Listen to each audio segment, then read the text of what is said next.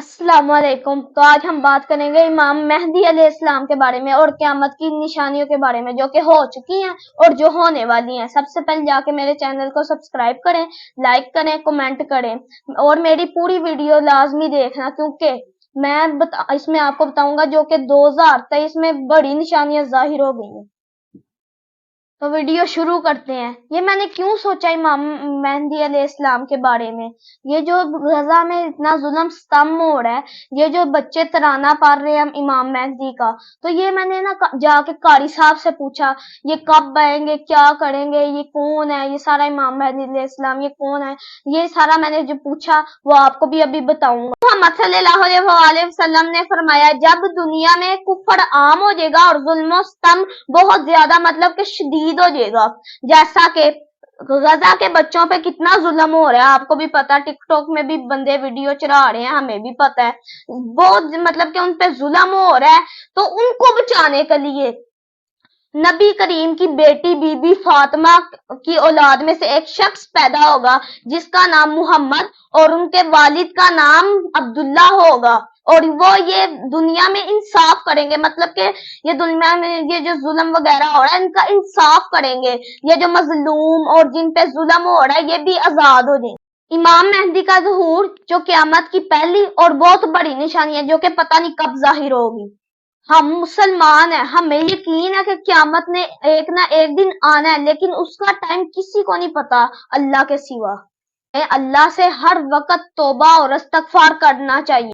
आप सल्लल्लाहु अलैहि वसल्लम ने फरमाया, जब क़यामत करीब होगी तब मक्का मदीना में तबाही होगी।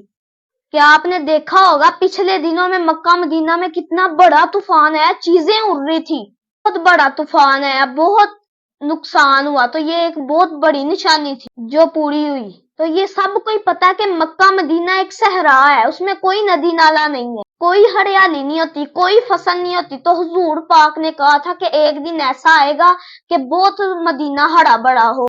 तो वो वक्त आ गया। मदीना अपनी गंदुम भी खुद उगाता है, मदीने के पहाड़ हरे बड़े हो गए हैं जिसको किसी की उम्मीद भी नहीं थी। आप सल्लल्लाहु अलैहि वसल्लम ने कहा था जो बकरियां चराते हैं वो एक दिन बड़ी बड़ी इमारतें बनाने का मुकाबला करेंगे। पता कि अरब में बुर्ज खलीफा दुनिया की सबसे बड़ी इमारत है, तो अरब में एक और मतलब क्या मुकाबले इतनी बड़ी बड़ी वो इमारतें उसके मुकाबले की बना रहे हैं, वो भी उससे ऊंची, ये मुकाबले ही हो गया।